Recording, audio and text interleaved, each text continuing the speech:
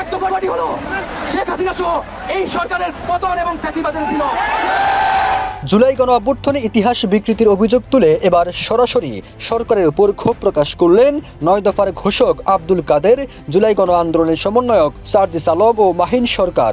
রাষ্ট্রীয় এক অনুষ্ঠানে একটি প্রামাণ্যচিত্রে প্রধানমন্ত্রী তারেক রহমানকে এক দফার ঘোষক হিসেবে উপস্থাপন করায় ক্ষোভ প্রকাশ করে আব্দুল কাদের বলেন, ইতিহাস লেখার জন্য এত বেশি ত্যাগ লাগে না, লাগে ক্ষমতা।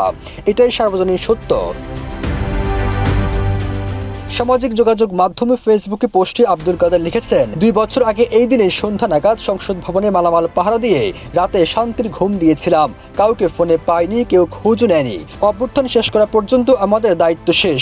বিকেল থেকে অন্যরা দায়িত্ব নিয়ে নিচ্ছেন। আমাদের প্রয়োজনীয়তা ফুরিয়ে গেছে। ফেসবুকে একই ক্ষোভ প্রকাশ করে মাহিন সরকার লিখেছেন, জুলাই গণ অভ্যুত্থান দিবস 2026 উপলক্ষে আয়োজিত অনুষ্ঠানে প্রদর্শিত ডকুমেন্টারি প্রতিবাদ করেছে। রাষ্ট্রপতির সামনে আমার উপর হামলা করা হয়েছে এবং আমি এটি নিয়ে গর্বিত। তিনি বলেন, ওই ডকুমেন্টারিতে এক দফার ঘোষক বানানো হয়েছে তারেক রহমানকে।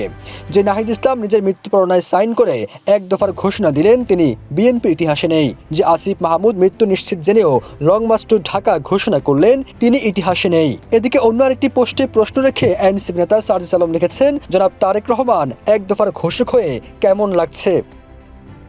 সবুজ আলম, ইত্তেফাক।